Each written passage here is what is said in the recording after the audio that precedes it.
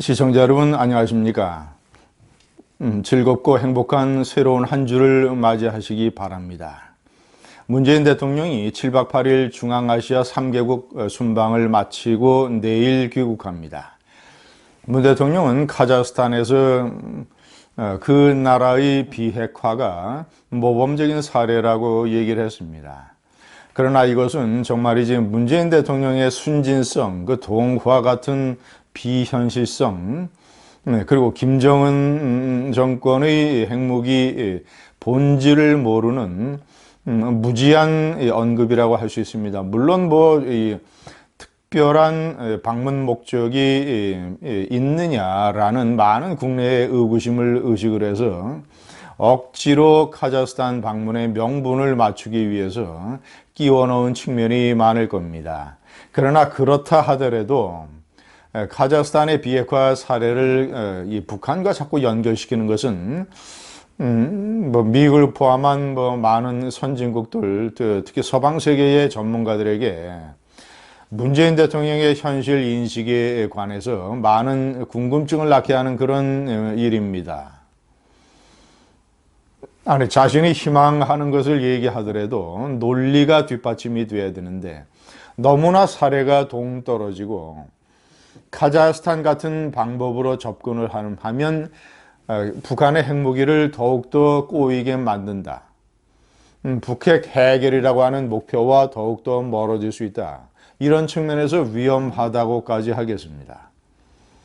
제가 옆에 보여드리는 대로 왜 카자흐스탄 비핵화가 모범 사례가 될 수 없는지, 북한 핵과는 얼마나 많이 다른지, 지금 문재인 대통령의 카자흐스탄 언급을 가장 비웃고 있는 사람은 김정은일 것입니다. 그가 비웃는 이유를 제가 5가지로 말씀드리겠습니다. 1번, 카자흐스탄은 자신이 개발한 게 아니라 소련이 배치한 것이다.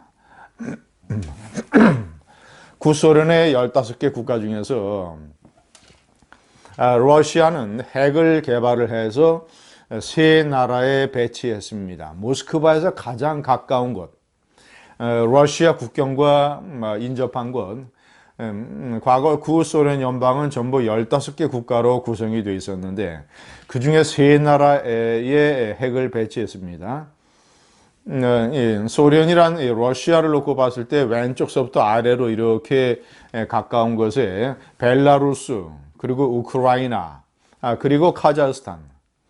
카자흐스탄에는 핵무기를 핵탄두만 1,400여 개, 그리고 대륙간 탄도 미사일이 100여 개, 그리고 핵무기를 실어 나를 수 있는 전략 폭격기 40대, 그리고 우라늄 농축, 카자흐스탄에는 우라늄 광산이 많습니다. 고농축 우라늄만 10톤, 그리고 플루토늄 추출한 것이 3톤. 그러니까 북한의 김정은 정권과는 비교로 할 수 없을 정도로 많은 핵물질과 핵탄두와 이 핵미사일을 가지고 있었죠. 배치받은 것이죠. 그런데 이 김정은 정권, 김정은 정권은 국가의 생사를 걸고 어려운 환경에서 조금씩 핵을 개발을 해서 이것이 일종의 자기 정권의 보검이라고 생각을 해서 사느냐 죽느냐의 문제, 생사 여탈이 달린 문제로 생각을 해서 핵개발 정책을 추진을 해온 것이고 핵무기를 상대로 세계와 건건일척의 게임을 벌이고 있습니다.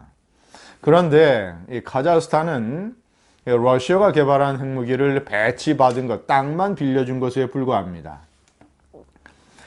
그렇기 때문에 1991년 12월에 독일 통일의 여파로 구소련 연방이 해체됐을 때 카자흐스탄은 가장 큰 고민거리가 이 핵무기였습니다.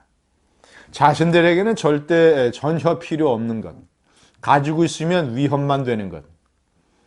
카자흐스탄은 겨우 인구가, 땅은 세계에서 9번째로 큰 나라입니다만은 인구가 지금도 2천만이 넘지 못합니다. 그리고 경제적인 사정은 1인당 국민소득이 지금도 겨우 11,000달러를 조금 넘습니다. 1991년 12월 구소련 사회주의 공산주의 체제의 연방 국가 중에 하나에서 독립했을 때는 그 나라의 경제 상황이 얼마나 비참했겠습니까? 그리고 그 국민들이 나자르바예프 초대 대통령, 카자흐스탄의 초대 대통령은 과거 카자흐스탄의 공산당의 제1서기를 맡아서 계속 이어서 대통령이 된 사람입니다. 나자르바예프를 포함한 이 카자흐스탄의 국민과 지도부가 가장 원하는 것이 무엇이겠습니까? 우리는 핵무기 같은 것은 전혀 필요 없다. 하루빨리 우리가 잘 사는 게 필요하다. 그러려면 이 서방의 경제 원조가 필수적이다. 러시아는 못 살기 때문에 그래서 구소련 연방이 해체된 것 아니겠습니까? 공산주의 종주국 러시아로부터는 우리가 경제 원조를 받을 것이 없다. 그러니까 미국과 러시아가 원하는 대로 핵무기를 전부 러시아로 다시 반환하고 인도해주고 미국으로부터 경제 원조를 받자. 이런 전략을 당연히 세울 것 아니겠습니까? 얼마나 카자흐스탄이 조급했으면, 얼마나 이 핵무기라는 것이 카자흐스탄에게는 하루빨리 버리고 싶은 폭탄, 시한폭탄이었으면 소련 연방이 해체돼서 독립한 지 2개월 만에 그 이듬해 1992년 2월 달에 러시아와 핵인도 협상을 맺어버립니다. 그리고 그 이듬해에는 미국과 비핵화 협정을 맺습니다. 그래서 미국으로부터 4년간 16억 달러. 지금 돈으로 따지면 10배가 넘는 돈이겠죠. 160억 달러가 넘겠죠. 약 20년 전이니까. 그래서 4년간, 20년 전이 뭡니까? 약 30년 전이죠. 그래서 4년간 16억 달러를 받아서 그 자금으로 경제개발에 박차를 가할 수 있었던 것입니다. 3번, 카자흐스탄은 조금 전에 제가 말씀드린 대로 경제 원조를 간절히 원했습니다. 북한이 원하는 것은 그게 아닙니다. 북한이 취하고 있는 국가 노선과 당시 카자흐스탄의 국가 노선은 180도 다른 것이죠. 카자흐스탄은 베트남의 길을 간 겁니다. 개혁 개방을 통하고 서방의 경제 원조를 통해서 경제 개발을 하겠다. 반면 북한은 제가 여러 차례 말씀드린 대로 개혁 개방을 하면 이 정권이 무너지기 때문에 개혁 개방을 하지 않으면서 핵무기를 이용을 해서 체제를 보장받고 평화협정을 통해서 주한미군을 철수시키고 그리고 남한의 취약점을 이용을 해서 1차로는 남한의 협박을 해서 남한에게 빨대를 꽂아서 남한으로부터 모든 경제적인 자원을 얻어낸다. 중국과 러시아의 경제 원조는 덤으로 챙기는 것이죠. 자, 그리고 기회를 봐서 문재인 좌파 정권에 이어서 또 좌파 정권이 들어서게 된다면 낮은 단계에서부터 시작을 해서 연방제를 같이 추진을 한다. 그래서 결국은 나중에는 사회주의 체제로 남한을 먹어버린다. 여차하면 재래식 전쟁을 벌일 수도 있다. 주한미군이 떠나버리게 된다면. 우리는 핵무기를 가지고 있으니까 남한은 핵노예 상태를 면할 수 없다. 이것이 북한 정권의 전략 아닙니까? 카자흐스탄과 베트남의 국가 노선과는 180도 다른 것이지요. 4번, 1992년 카자흐스탄이 핵을 포기할 때, 그리고 그 이듬해에 미국과 비핵화 협정을 맺었을 때, 이때는 미국과 러시아의 관계가 좋아서 카자흐스탄의 핵 문제를 협의하에 쉽고 간결하게 풀 수 있었습니다. 카자흐스탄뿐만 아닙니다. 우크라이나와 벨라루스에 배치한 핵무기도 전부 그런 식으로 다시 러시아에 가지고 왔죠. 그러면 당시는 탈냉전 시대였지만 지금은 미국과 중국이 패권을 경쟁하는 이런 상황입니다.